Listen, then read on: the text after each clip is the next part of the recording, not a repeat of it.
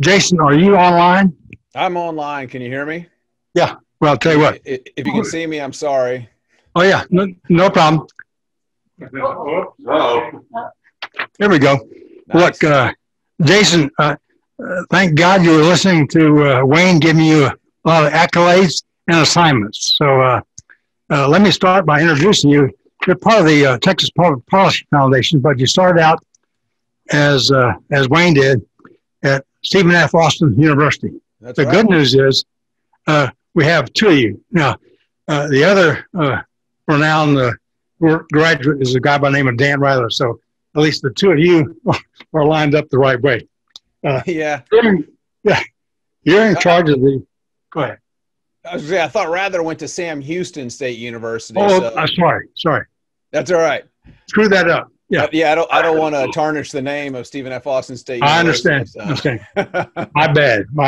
No Well, worries. he's the director. Jason is the director of LifePowered, a great initiative at Texas Public Policy Foundation. As Wayne said, he's got a curriculum activity that they're trying to put in schools. And as Wayne pointed out, it can't be done by just pushing it over the top. We've got to be out there asking to put it on the agenda, put in the curriculum.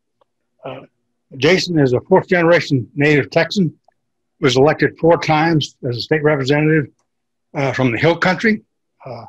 During his 8 years of service, he passed legislation that reduced taxes, addressed election integrity, and maybe you can give us a comment on whether or not we have a problem in Texas and at least Harris County, to how to improve public education, protect our Second Amendment rights, protect local groundwater, and protect private property rights.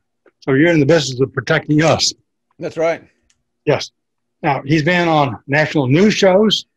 He's had commentaries in The Hill, which is a D.C.-based operation, Washington Examiner, the Daily Caller. So he gets his message across to the people who should be listening, but they have a little problem because they say, well, what me worry about these issues? Yes. But like I said, he's got the right message. He lives in Hays County with his wife, Carrie, and 2 sons. Jason, you're on. Thank you. Thanks so much. I appreciate it. I may at some point want to share my screen here and kind of go through some information. But you know, I started working when I was 12 years old, mowing lawns, cleaning up after animals, literally cleaning out stalls for animals, and then decided some years later, almost 30 years later, I'd continue that effort to clean up after animals, and ran for public office and got elected in the state rep as a state rep. Served 4 terms. I term limited myself after those 4 terms. Because I'm not independently wealthy, I'm not retired, and I'm not an attorney. And if you're not one of those 3 things, as Wayne can attest, it's really hard to make a living in the legislature that pays $600 a month. So I had to get back to work. And, you know, before I was in the legislature, I worked in the trucking industry. I marketed technology to trucking companies. I sold fuel to trucking companies. And I've just seen this effort, this war on good, dense energy for a long time now. And it really hit me hard when, I'm trying to think, this was 8 years ago. My oldest son, who's a senior in high school now, came home from school, and he's got a test prep packet, a bunch of papers, about 100 questions for his state of Texas STAR test. And it's for his science STAR test, which is the academic assessment that the state uses. And it's on science. And I'm like, oh, great. So we start flipping through this science STAR test packet, and I get to about question 20 something. I'm like, oh, good. A question on energy. The only one says, which of the following fossil fuels causes global warming? Oil, gas, coal, or D, all of the above. And I just got furious, and I started flipping through the packet, frantically. I'm like, okay, surely. And I was in the legislature at the time. I think this was in my 2nd or 3rd session. And I'm looking through, and I'm like, oh, where's more on energy? Where's more on, which of the following fossil fuels have lifted billions of people out of poverty? Which of the following fossil fuels has led to cleaner air in the United States and economic prosperity and the freedom to move about? Nothing. That was the only question on fossil fuels, the only one on energy produced in the state of Texas. I contacted the Texas Education Agency the following week, as state representative and said, is this question on the test? And they said, yes, it is. And I said, it needs to go. It's very biased. It's misleading information. And much to my surprise, they actually did. They pulled that question from the test the following year.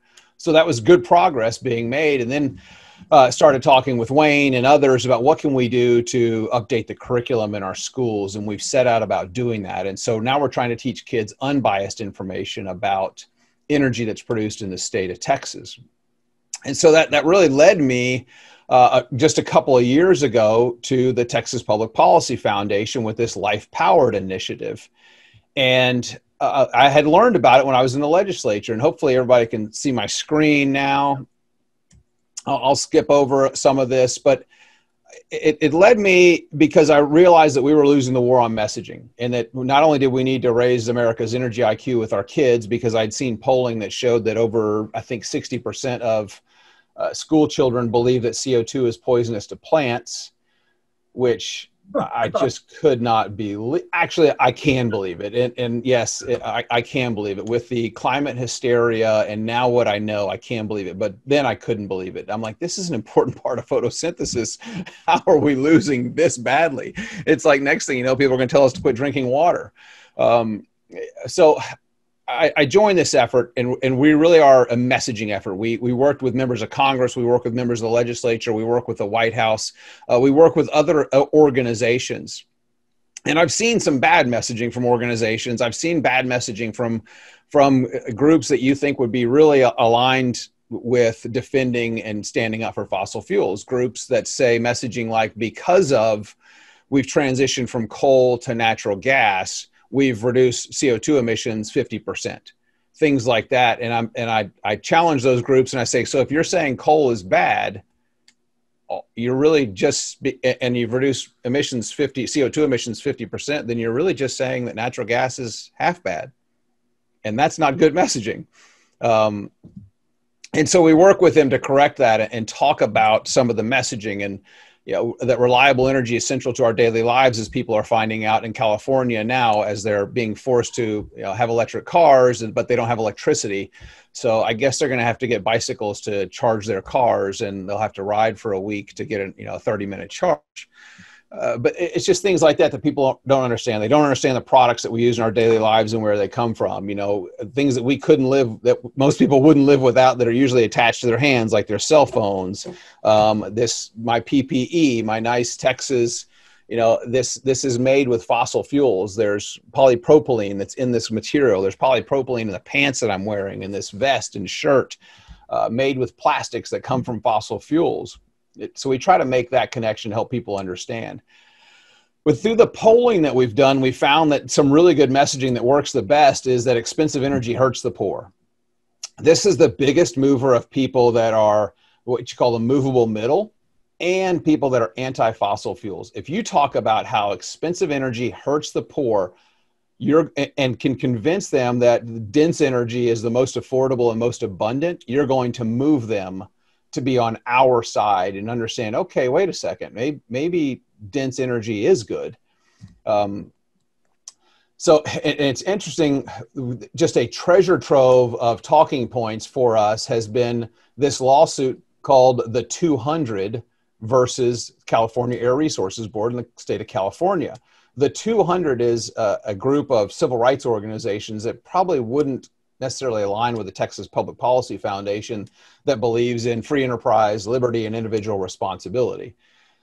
But they're challenging and have filed suit against the state of Texas. It's about an 80-page lawsuit with great talking points that things like you see here on the screen, that California's climate change policies have caused and will cause unconstitutional and unlawful disparate impacts to California's minority populations. Their lawsuit is based on, they're saying that the state of California is violating the Civil Rights Act, which is just unreal. But that is, expensive energy hurts the poor, and that's the messaging that we need to talk about. Videos don't work too well over Zoom. If they did, I'd show you this video that was produced by UNICEF and not by us. We have a lot of videos.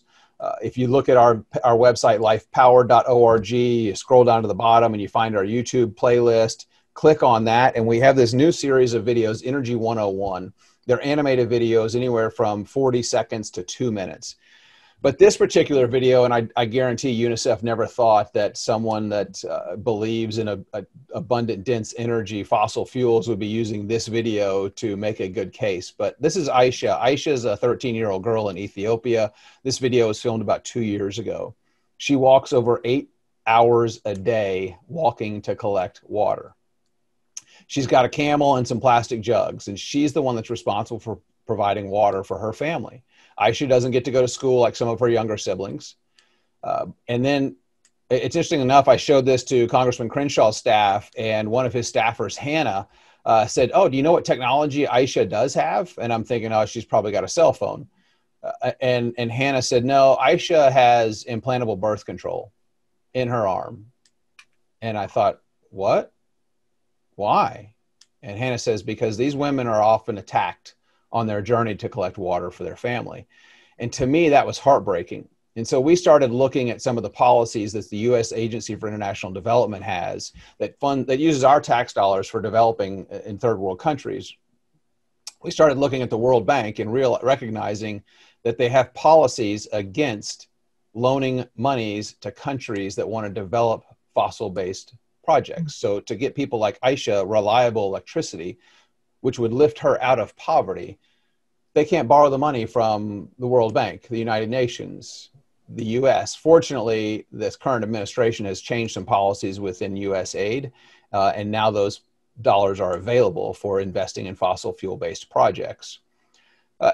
Katie Tuawa on our team is our communications manager, and Katie went and did some more research from UNICEF and others and found that women spend over 200 million hours a day walking to collect water. And her piece was, if you really want to empower women, get them access to affordable, reliable electricity, that women then will be able to get involved in civic engagement, run for office, start businesses, further their education. That would be the fastest way to empower women around the world, is get them access to electricity. And this 2-minute film, Aisha, is just, it really pulls at your heartstrings, especially when you see her with her younger siblings when they're doing their homework, and Aisha doesn't get that opportunity to do homework. So a really compelling movie or film. The second largest mover, and you talk about, and our target audience here is kind of this movable middle. This one moves them more than even the poverty does.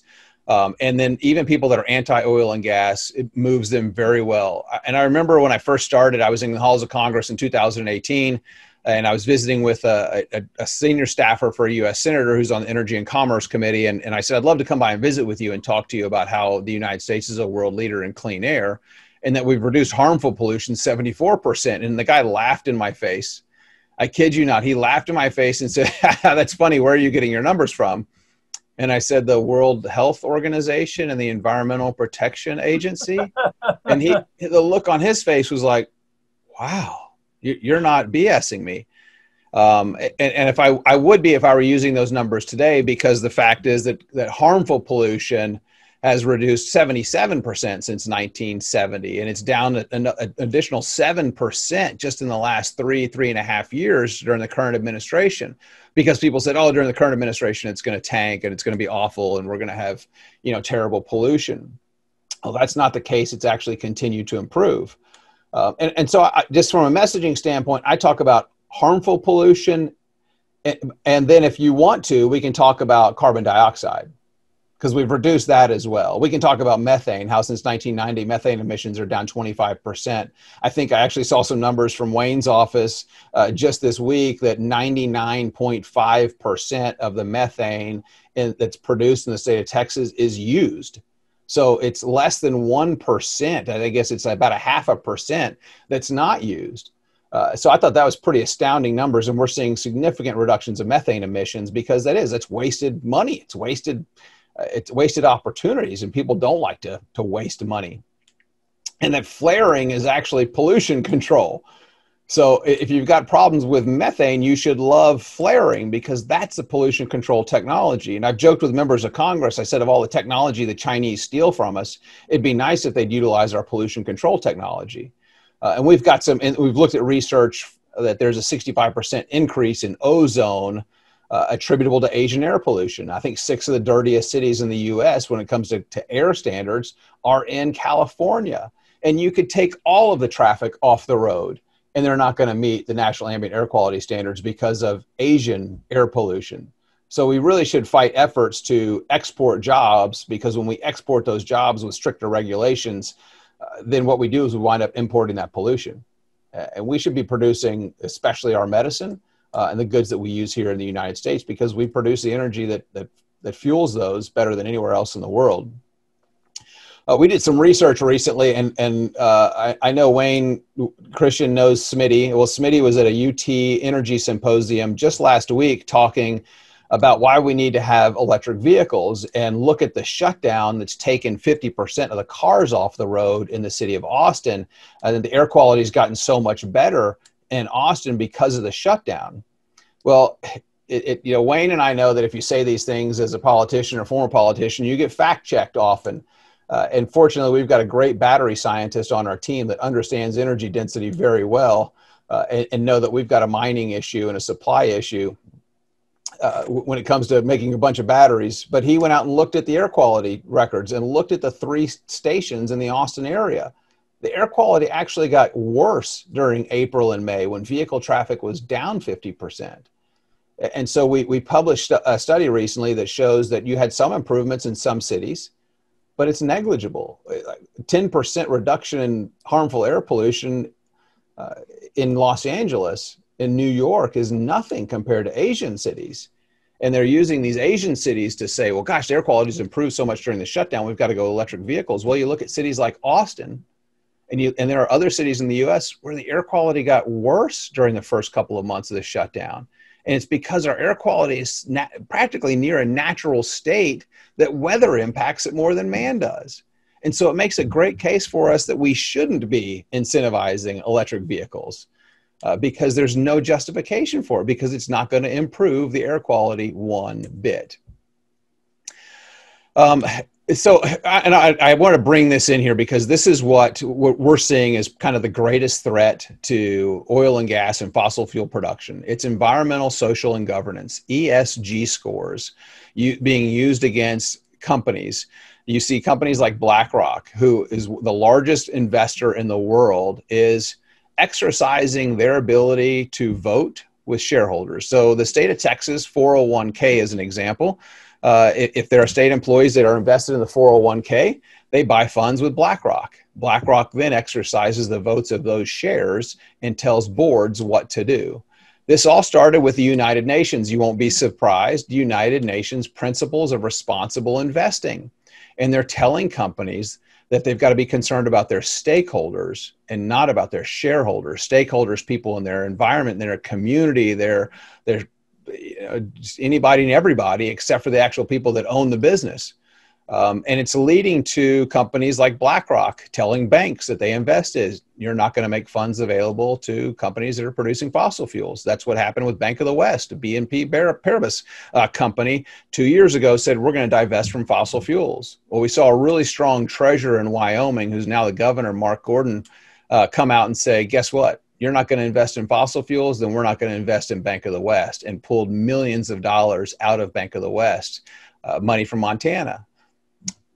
And that's what we want to do in Texas. We want to kind of have a shot across the bow that we're going to tell these fossil fuel companies in our next legislative session that if you're going to boycott, divest, and sanction the industries that are producing the energy to lift billions out of poverty around the world, to clean the air around the world that are fueling Texas, then we're going to come after you and say, you're not welcome to do business with the state of Texas. This is going to be our most offensive effort next legislative session.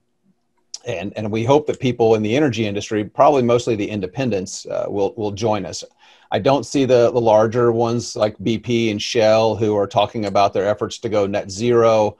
And you hear a particular presidential candidate and others on the left, they're talking about this energy transition and how many jobs it's going to create. Well, negative 9,000 for Shell, who just announced this week that they're laying off 9,000 people. 7,000 additional ones have taken early retirement. This is the energy transition to net zero. Net zero equals 0 jobs for 9,000 people that work at Shell, for 12,000 people that work at British Petroleum. These are anti-American net zero policies, anti-American Green New Deal, and anti-American Paris Climate Accord. And that's the framing that we need to use. If there's a carbon pricing policy, we need to call it a pro-China carbon pricing policy. We need to frame it, because that's exactly what it is. It shifts jobs from the United States overseas, where they could care less about how they manufacture things. The dark side of energy subsidies is another report that we have released just this year, and it's looking as this is the most comprehensive study that's been done on energy subsidies, and just incredible when you look at what we found here when you break things down by a megawatt hour of electricity produced, and how much more solar and wind get than oil and natural gas. So you want to talk about, because you hear the left talk about all the tax breaks and subsidies, billions of dollars. Yes, the dollars are pretty even when it comes to about over $30 billion over the last 10 years. When you consider the tax breaks and incentives that all of these companies or all of these producers get, but when you look at the amount of electricity produced and break it down to this megawatt hour of energy produced, it is astronomical. These industries at the top of the screen here, solar, wind, would not survive without subsidies. And we're going to take a shot here in this next legislative session to really stop some of the property tax abatements that are made available to these industries. They take up a lot of land. I'll show you some pictures on density and the amount of land that's required. We can talk a little bit about how much land will be required for the Green New Deal, but these are not environmentally friendly. The people on the left will tell you the number one threat to habitat, or number one threat to endangered species is loss of habitat. When you look at the amount of land that's required to produce 1,000 megawatts of electricity, it's 115 square miles for wind. I can't even put ethanol on here because that would take up our screens. I don't think I have a wall big enough to be able to show you the energy density of ethanol. But I did a presentation earlier this week with Ideal Energy Co-op. They're a propane and fuel delivery co-op in the Northeast. And one of their associations just recently committed to going 100% biofuel to go carbon free. And as I like to tell people, especially I've got a LaCroix here, it's like when you're talking to me about going down carbon free, why don't you put down your Topo Chico or put down your Pellegrino, because you're ingesting more carbon dioxide that is in the environment and it's not killing you. So it somewhat is laughable, and you do have to laugh about it. Again, I like to talk about harmful pollution, but just these screens on land requirements and the energy density is just not there. And if you really want to be an environmental steward, we should go with extremely dense energy, nuclear, coal, natural gas, and use our pollution control technology that's led to us being environmental leaders in the world and reducing harmful pollution. There's only 2 countries that are, I think, in the OECD that are not nearly as large as ours, don't have the economy that we have, that have cleaner air. And I think it's Canada and Australia. But you look at the United States, large country, large economy. We have the strictest standards by the World Health Organization. We're the only country that meets those. Look at economic freedom and where we are. I mean, this is just a great comparison of clean air and economic freedom. I've traveled to some of these countries. I went to Cairo in 2012, just after the start of the Arab Spring. And you see people dumping trash on the sides of the road. And I kept seeing all these trash piles. And I'm like, that's weird. And I asked people at the State Department there and people that were our host. And I said, why don't they have dumpsters? Why don't they have large trash cans to put all their trash in? No, the Christians that had taken care of the trash in Cairo were attacked and no longer were picking up the trash. And so the trash was just being put alongside of these canals that feed into the Nile. And after about my 3rd or 4th day there, I see people pushing that trash into those canals. And that's how they deal with their waste in some of these countries. So you really want to get environmental leadership, give them economic prosperity. Those 2 things go hand in hand. Here's a kind of a chart that shows that again, more economic freedom leads to cleaner air. And then here's measures of economic growth versus emissions. You can see our economic growth has been astronomical here in the United States. Vehicle miles traveled, that's really freedom. That's what this is. When you look at that ability to hop on a plane or hop in a car and go somewhere and be able to afford it, to me, that's just incredible.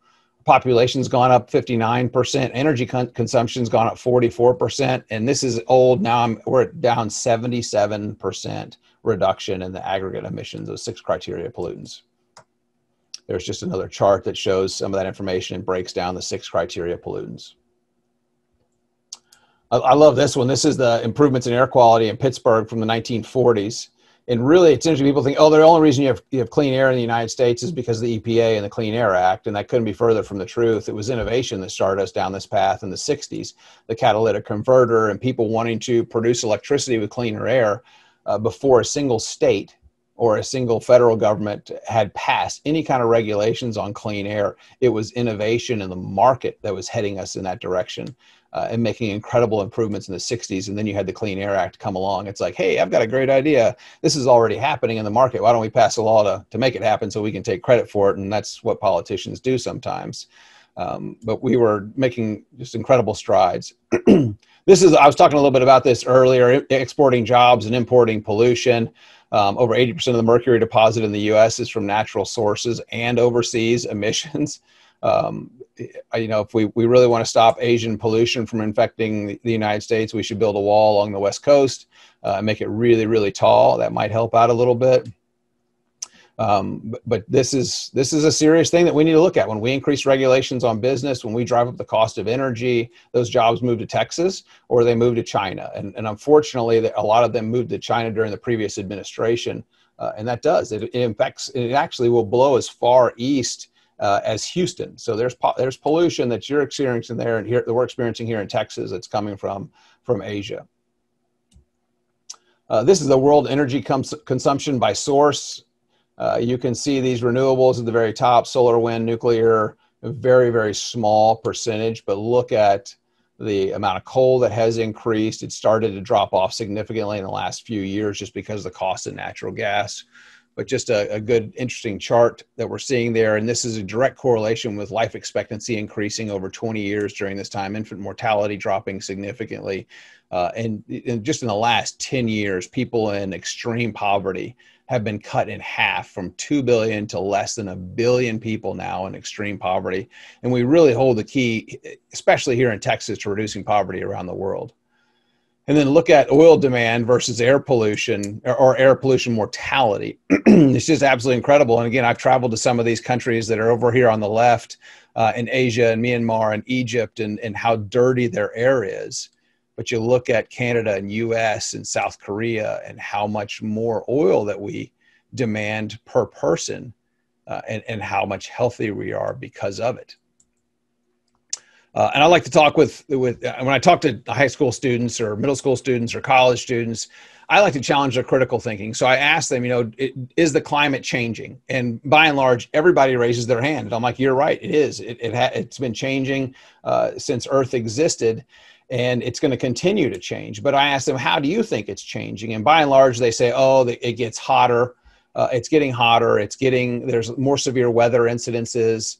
And so I show them some things like this. And of course, they think polar bears are going extinct. And I correct them and say, actually, there's more polar bears today than there were in 1970. It's quadrupled, if not more, population of polar bears. So if that's the measuring stick for climate, we've won, mission accomplished, let's go home.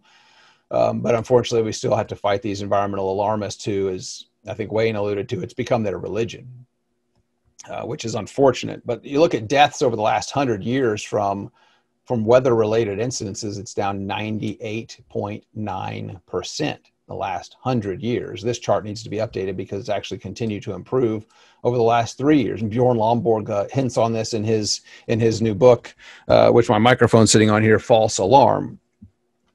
So some good information here. I like to educate people about the products that they use in their daily lives and where they come from. And so we had this marketing campaign showing people that PPE is made with plastics. Yes, you can make it with plastics from plants, but it requires a lot more land to do that. And that plastic doesn't break down the way that plastic from hydrocarbons does. And then Michael Schellenberger talks about that book in his new book, Apocalypse Never, which I highly encourage people to read.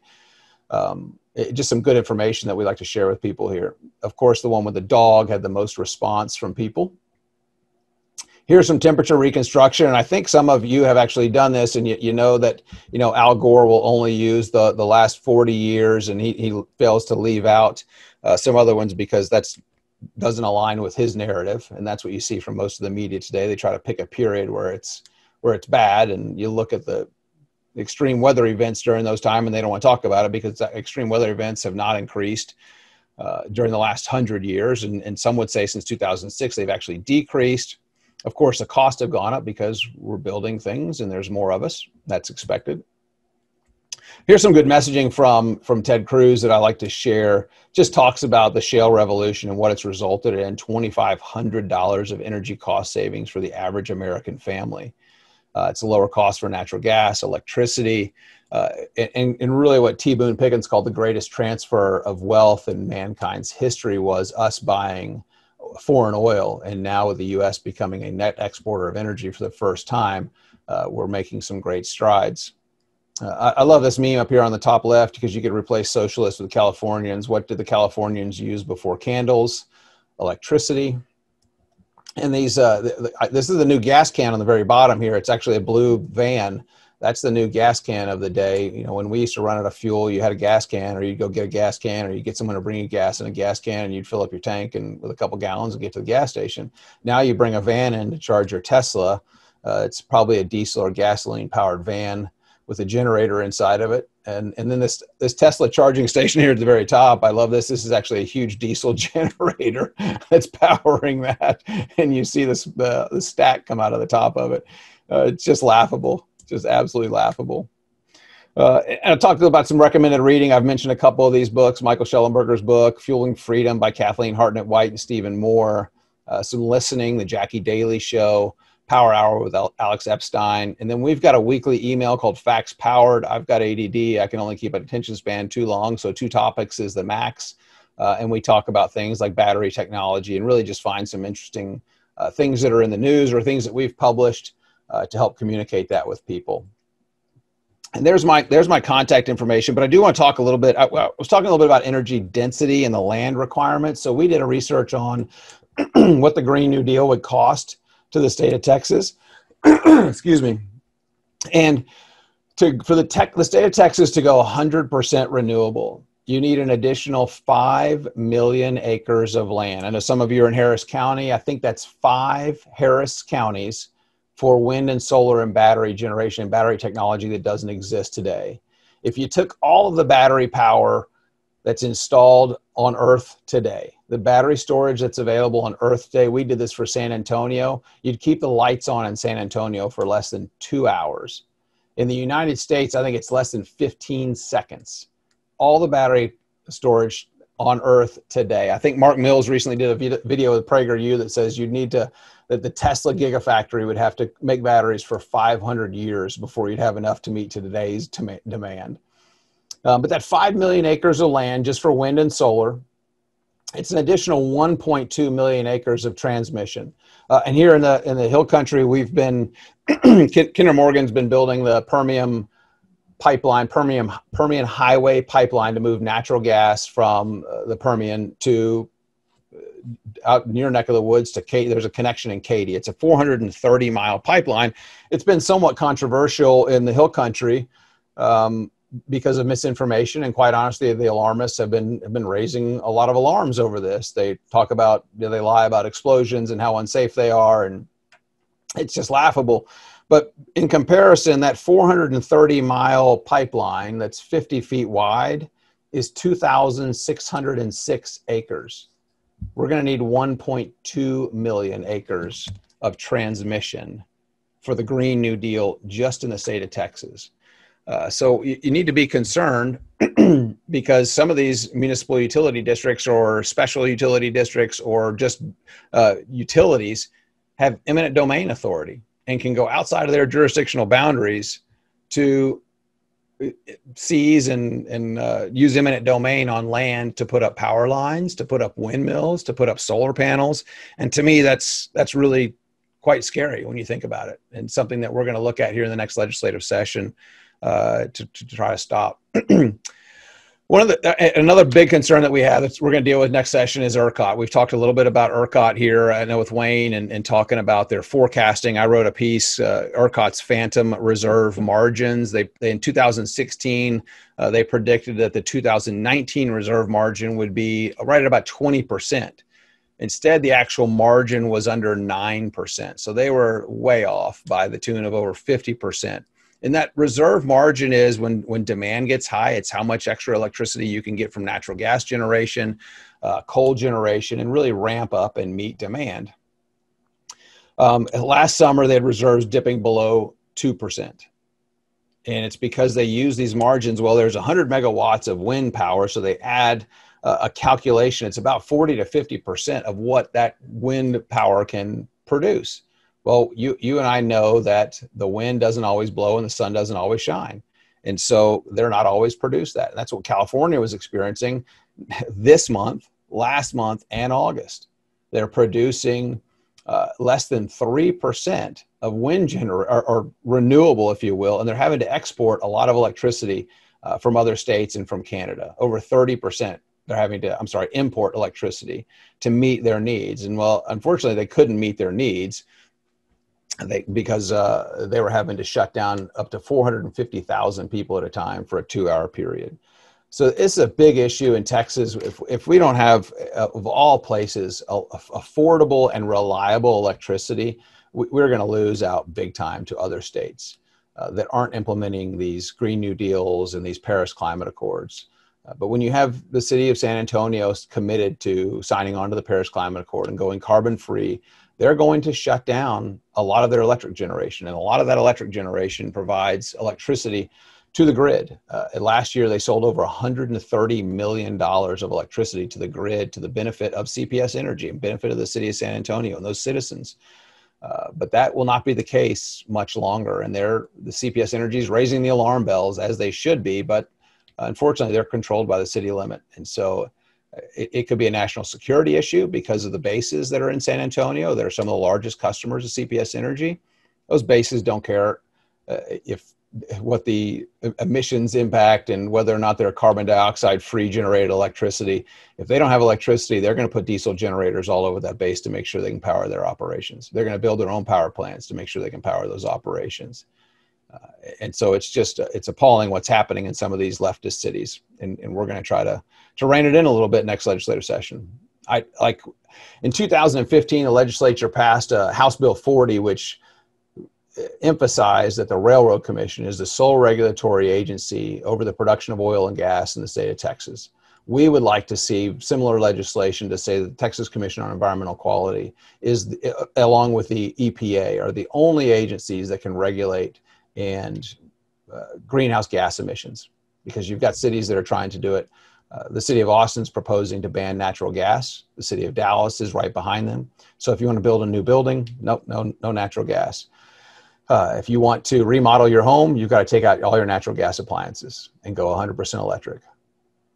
Just the absurdity that we're dealing with and we're fighting. And I think we're having some success with Michael Moore coming out with his Planet of the Humans earlier this year. I think the pendulum may be slowly starting to swing back into the side of common sense, maybe.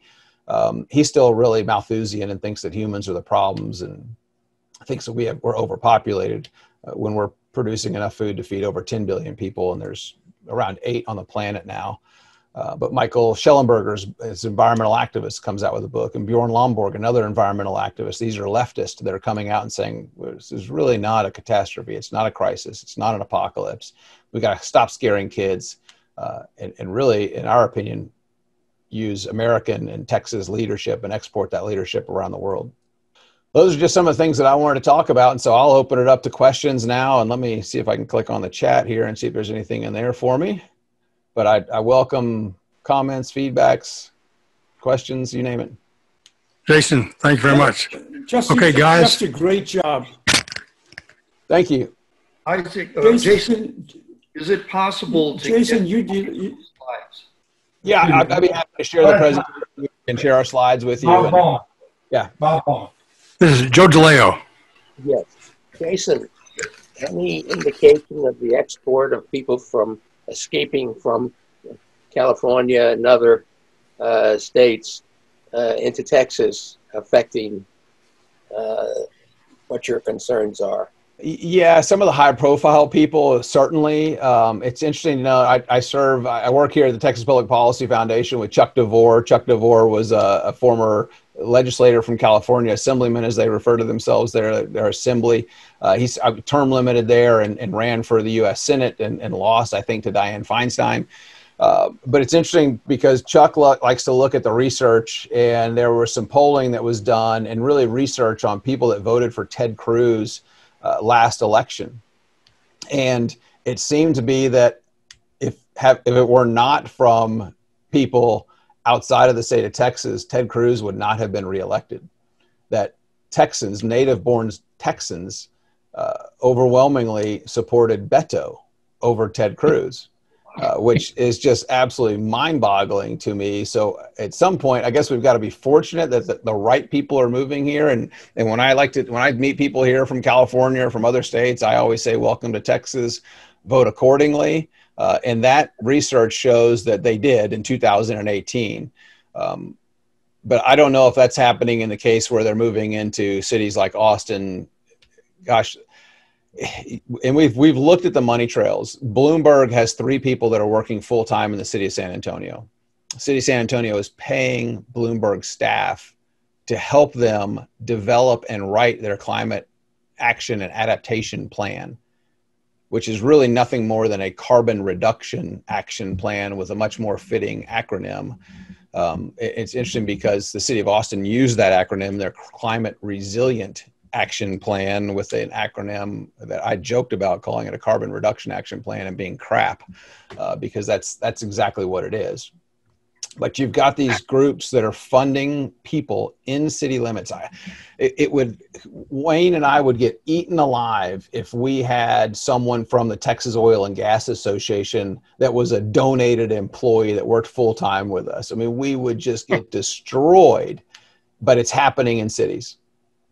And we've got to put a stop to it. We've got to have some legislation to stop outside groups from being able to fund employees in city government. Jason, we have a number of questions, but what we need to do is provide links to all the data. You've got great studies, great information. I think some links to some of your slides would be helpful so people can go back and see the real data, but we'll follow up with that. Great. Yeah, I'm happy to email the presentation over. I'll print it as a PDF and send it over. And I just really encourage everybody to look at our website, lifepowered.org, and subscribe to our Facts Powered email. I think you can do that from our website. Again, we don't inundate you with emails. We send once a week on Thursdays. It's 2 topics. I assure the people that are on this presentation and this meeting will be interested in those 2 topics that we're covering, but it's a lot about how to message, because that's where we're losing. We've got groups that are, I call them carbon capitulators. Like, oh, we've got to provide incentives for carbon capture and, storage and utilization. And now I think just last week or 2 weeks ago, the Business Roundtable in DC has endorsed a carbon pricing policy, and the chairman or CEO of Walmart is the chairman of that organization. And Walmart's pledged to go zero carbon by 2035. So I guess that means they're going to be like Shell and BP and get out of their business and just shut down. But again, those are really pro-China carbon pricing policies, and incentives are the same thing. We've just really got to put a stop to it and get some people to stand up and have a little bit more spine. Hi, this is Greg Goodnight. Randy and I have done some looking at the power grid in August, and there were several days where we below 3% reserve capacity. If you break that down, wind is really interesting, because at 1 o'clock in the morning, when you don't need the electricity, you're running about 50% of rated capacity. And 3 in the afternoon, when you do need the capacity, it's 10 gigawatts lower, running at about 20% of rated capacity. And what this is doing is swinging the coal and the on-demand gas and all that. So it's a sort of a ridiculous situation now, but it's going to get worse with all the wind additions that are going to be added in the next 2 years. You know, when this question came up a few weeks ago, I thought, Texas is not like California. We're very sane in Texas. But quite honestly, we're heading towards the same cliff. And friends of mine that know the situation say that part of the problem is in the PUCs, the way they don't priced in reserve capacity, or they don't give credit for reserve capacity, where actually when you put in wind capacity, you should have backup power. And what's happening is the backup power is going to zero, wind's going up, and we're going to be California in about 2 years, the way we're looking at it. Yeah, you're exactly right. That's one of our legislative priorities, is to require renewable energy. We refer to it as unreliables. If it's unreliable, non-dispatchable, you've got to have backup. You've got to be able to meet a certain percent. So if you're building and getting an incentive for 100 megawatts of wind, then you've got to be able to produce 60 to 80 megawatts on demand. And what this will force them to do is partner with natural gas generators or coal-fired generators to have that backup and availability ready, because we get in these emergency situations. And I've toured a steel manufacturing facility down in Seguin, and it was a hot August when we went and toured it. But he said, when we get an emergency situation on the grids, they're forced to shut down. They're contractually obligated to shut down their consumption, and then they get paid for it. So the ratepayer is paying for someone to get off of using electricity, and we're paying for the electricity that we're using. But what we don't take into consideration is the hourly employees that are at the steel manufacturing facility that are all of a sudden, hey guys, we're in an emergency situation because ERCOT and the PUC can't do their job. So everybody has to go home, and sorry, you're not getting paid. I mean, that's just hurtful to families.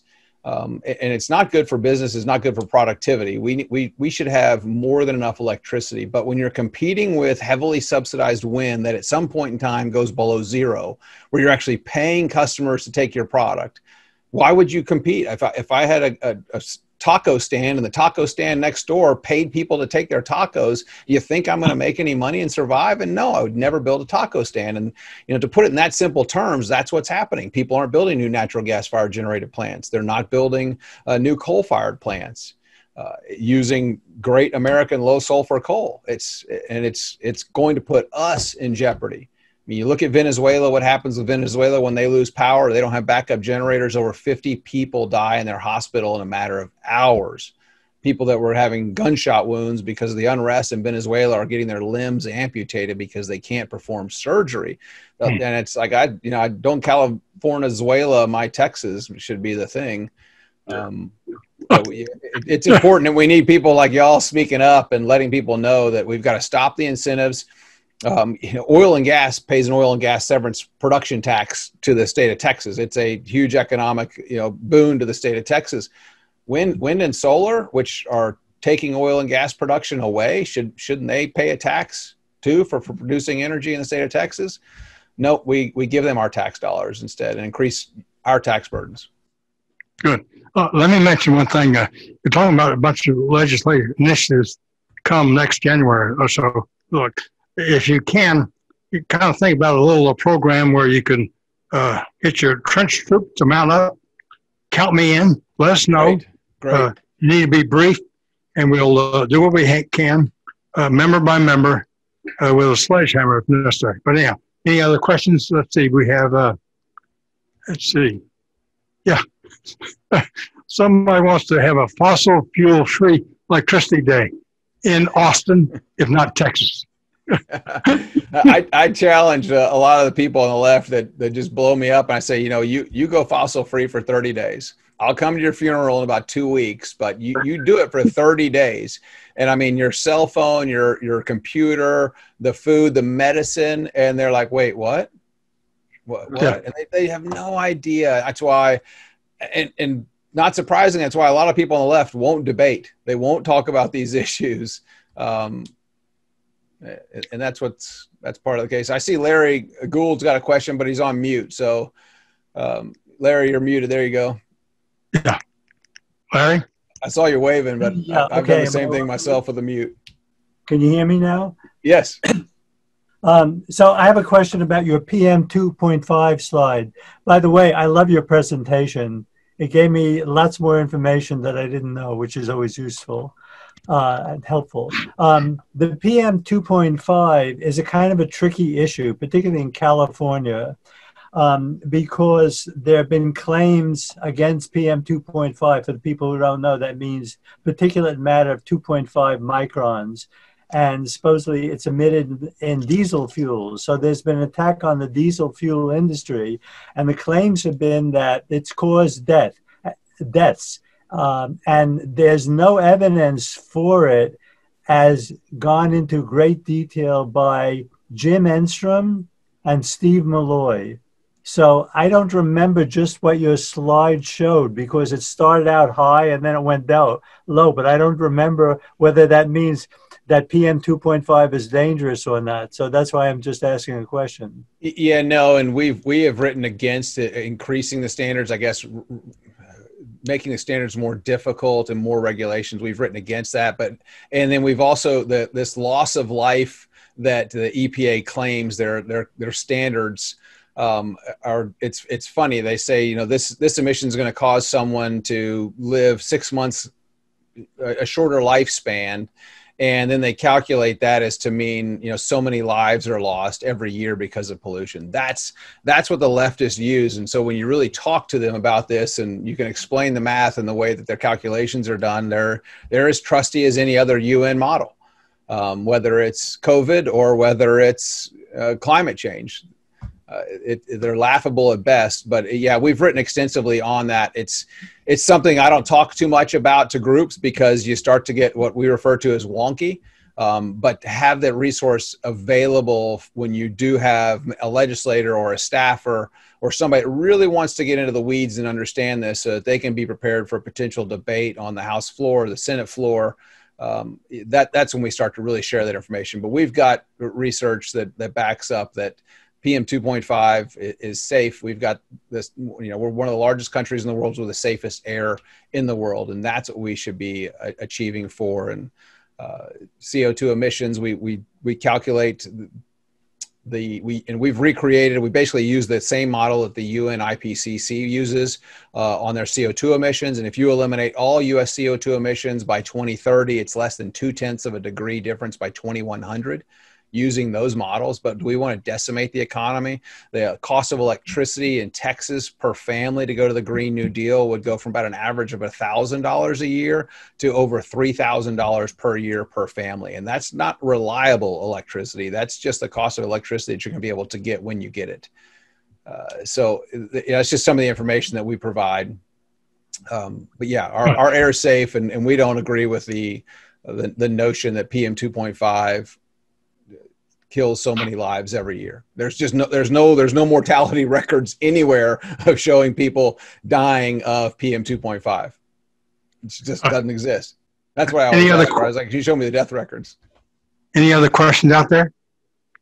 Well, I've got one. You talked about San Antonio, Dallas, and Houston is a problem because they have their own Green New Deal plan. We have a big problem. So what other major urban areas are in the same category? So we got to figure out how to help you with ground troops. Yeah, so there's 6 cities in Texas that have signed on to meet the terms of the Paris Climate Agreement, and this is a Bloomberg-funded initiative. And there's over 400 in the U.S. that have signed on to go carbon-free. In Texas, it's Dallas, Houston, San Antonio, Austin.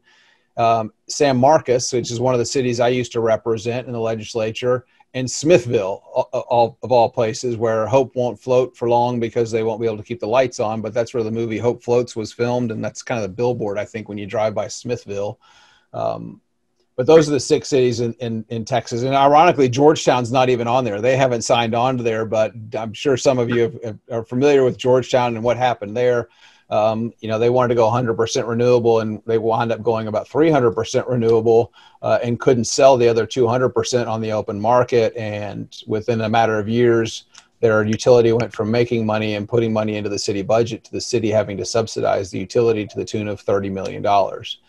It was a terrible investment in green bling that did not pay off for the city of Georgetown or the residents. There's some of the highest electricity rates in Central Texas in Georgetown because of mismanagement. Yeah. Well, let me give you a little promotion. They have great seminars. They had a panel on this Georgetown debacle. I guess we had your Bill Peacock, Lisa LaNose, then that idiot, the mayor of Georgetown. He couldn't defend himself. Who's not running for re-election, by the way. I understand that. Not surprisingly. Sooner or later it catches up to you. But anyhow, they have great programs, and we'll give you all the information. But everybody ought to sign on for free, LifePowered, and those little blurbs that come out. They're brief, to the point, well researched, and he's figured this thing out. People can only remember threes. He only gives you two, so you don't have to worry about the third one. So you get small doses, very effective. But Jason, thanks very much for sharing your Saturday. My pleasure. Yep, it was great, and it was great to have you as a bookend to Wayne, because between the two of you, maybe you can save Texas from the Green New Deal. Oh, let's hope so. We're trying. Thank you again. All right. Thanks so much. Appreciate y'all. Have a great weekend. Look forward to working with you.